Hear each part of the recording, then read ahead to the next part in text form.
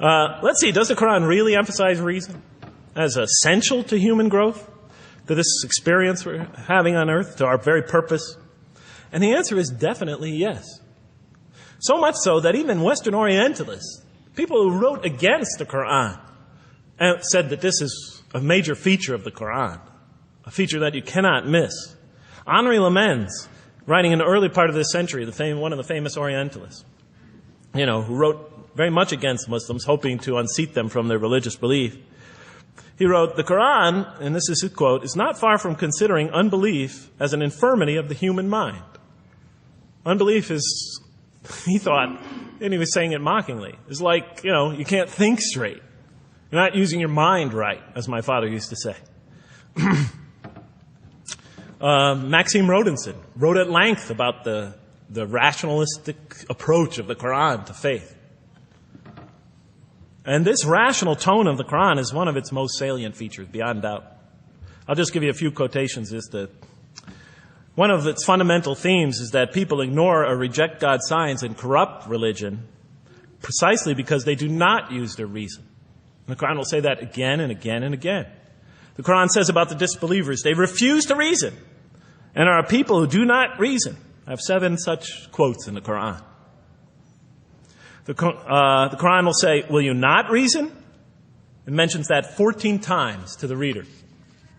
God reveals signs and lessons and admonitions so that, and this is a quote from the Qur'an, perhaps you will finally use your reason. There are 8 such statements in the Qur'an. From the Qur'an's viewpoint, reason and faith are allies, just as illogic and false belief are allies. And it clearly sets the conflict along these lines. It says the right way has henceforth become clear from error. Those who benefit most from the Qur'an are persons of insight. 16 such statements in the Qur'an. Firmly rooted in knowledge. 8 such statements. Use their reason. 10 such statements. Stand on clear evidence and proof. 7 such statements. Those who oppose this revelation are deluded. 9 such statements. In manifest error. 28 such statements. Ignorant. 15. Foolish. 3. Have no understanding. 9. Only follow surmise and conjecture. 9. And blindly adhere to tradition. Multiple times. It states that. In an almost Socratic style, the Qur'an repeatedly quizzes the reader and calls into question his or her assumptions. Again and again it asks us, what do you think? 18 such statements. Have you considered this or that? 13. Did you suppose? 7. Sounds like a math teacher. Do they not ponder? 2 such statements. Do you think? Do you even think? 18 such statements. The message is clear. To gain truer faith, we need to free ourselves from inherited notions and examine our beliefs rationally.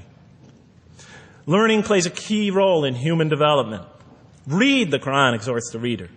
For God taught us the use of the pen and taught humankind what it otherwise could not know.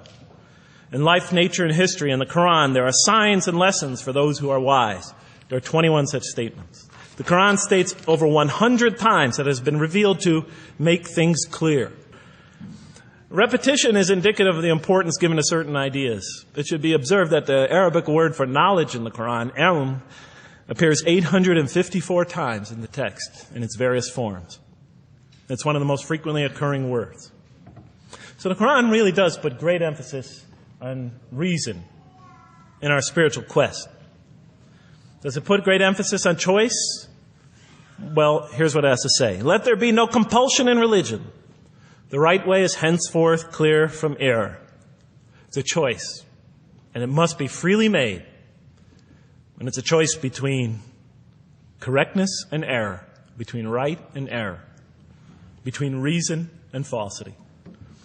Enlightenment has come from your Lord. He who sees does so to his own good. He who is blind is so to his own hurt. It's your choice. It says it again and again in the Quran. Remember when I was reading this, I was a disbeliever. And this scripture is constantly reminding me, it's your choice, Jeff. It's no compulsion in this. It's your choice. It's up to you. You're probably not reasoning correctly here. Think a little harder. And whoever is guided is only to his own gain, and whoever is stray, I am only a warner. It's your choice. We have revealed to you the book with the truth for mankind. He who lets himself be guided does so for his own good. He who goes astray, it's to his own hurt. It's his choice. There are many, many such references. I'll stop there. But you get the point. The Quran clearly emphasizes that choice plays a key role in our development. Say the last and final message of Prophet Muhammad, peace and blessings be upon him. Absolutely. How does one come to the realization that he is indeed a messenger from the Creator? How is that? It's got to be easy. First of all, let's get this straight. It has to be really easy to tell if Islam is a true religion or a fake religion. And it has to be real easy to see which religion on earth is the one from Allah and which is the one from men, from devils, from con men, what have you. If I were to tell you, Eddie, I'm going to give you 10 essays. One of them is by Shakespeare. 9 are written by kindergartners. Is it going to take you a long time to determine which is? It should be very easy. Yeah. You're not going to be convinced. I can't see if it's this one about me and mommy playing in the park, or if it's this one about Art Hello or whatever it is. You can easily tell. Oh, this is the one that's by Shakespeare. Simple, yeah. And what we're trying to say is, وَلِلَّهِ الْمَثَلُ الْأَعْلَى, we don't liken Allah to His creation, but it can't be that the one true religion from Allah, that's genuinely from God, is going to look exactly and not discernible from the one that's from devils, one that's written by men or made up by men or altered by men, and I can't tell which is the one authored by Allah and which is the one authored by the devil. It can't be. Or by people. It can't be. So you have those that are altered by man, that are by the devils. So you have those? There were some religions that originally and genuinely came from Allah, and then people altered them, changed the books, changed the scripture. Then you have other religions that were just totally made up by some guy, and you can even trace to the history to the guy who made it up and the process that he went to. And then there are things that have been distorted here and there. So you can easily tell which one is from Allah, which isn't. It has to be like that. But you'll need proof. And I said, man, religion has never been about proof. It's about faith. That's it. That's what religion is. He said in Islam, we have both. We have proof and faith.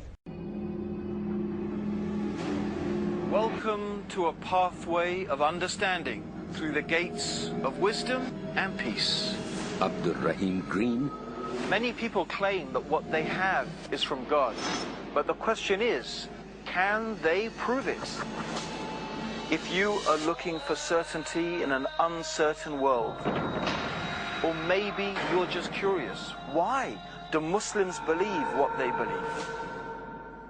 To find out more, do not miss our fascinating and challenging series, The Proof that Islam is the Truth. Join Abdul Rahim Green in The Proof that Islam is the Truth